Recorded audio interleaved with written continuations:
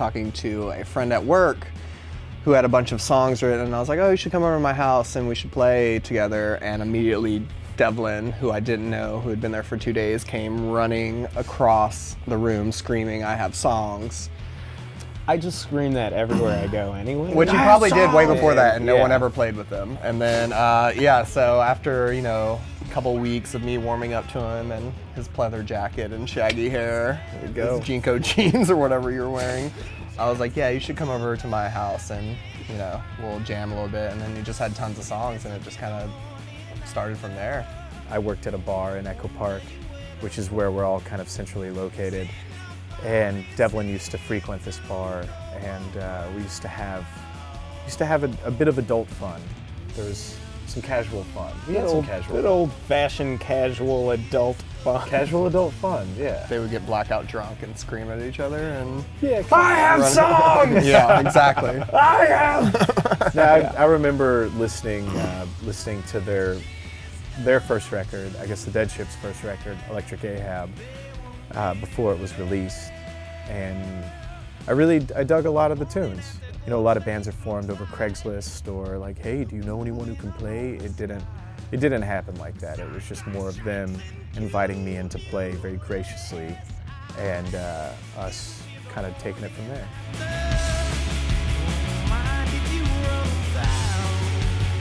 Our single Big Quiet off of our new EP, I think it was 10 weeks on K-Rock Locals Only in the top 5, and people were voting it #1 for like 5 weeks in a row. We were all really surprised and really, you know, excited that people were just so into this new song that we had. There was even a show this year at the Slide Bar in Fullerton, California. Your hometown. My hometown. When a homie was hugging his girlfriend, like doing like the prom pose, and swaying to Big Quiet as we were playing, and they loved it. It was a beautiful That's song. when you know it's a hit. Yeah, when you got the homie hug going on, you know it's a hit. Good sign. Yeah, absolutely.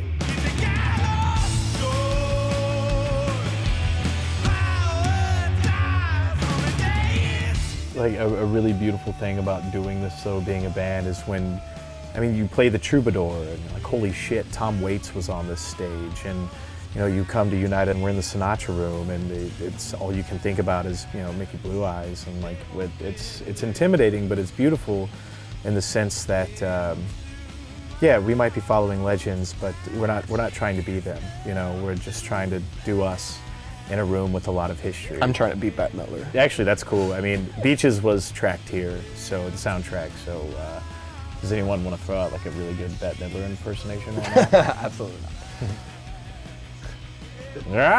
I knew you were going to do it. I'm not going to do it.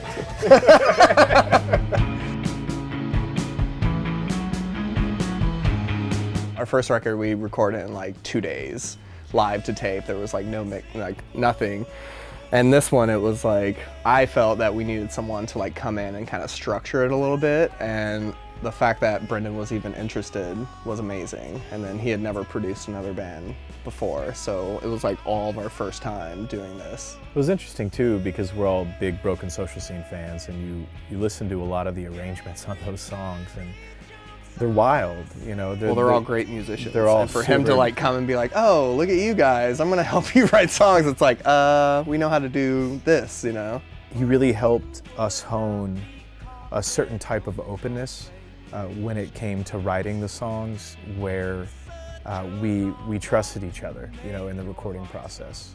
When he, you know, as a producer would say, Chris, try this beat, or Alex, try this bass line, or Devlin, can you go up, you know, an octave or whatever.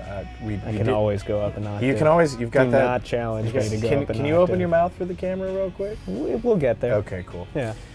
But we did it, and we did it without question, you know, so that was a really cool experience for us. We've added a new guitar player for our live shows. Our friend Brady from the Rossi Party. You can have him. He's mine.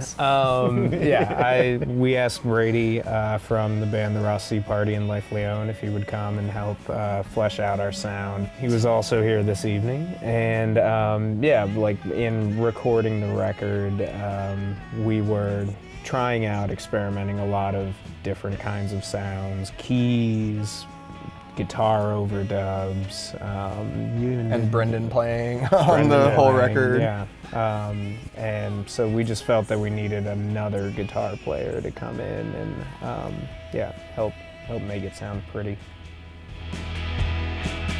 Oh, you would not be caught dead jumping off a bridge to the sea. Such a What are your thoughts on kind of just the state of the LA rock scene in general? It's just such a large city that you're going to have so many bands, and it seems like it changes every, like, I don't know, 6 months, 8 months. They're like, you know, like everyone's really into psych, everyone's really Yeah. into dance pop, And everyone's we're just really- always kind of there, like right under the radar, just sailing through.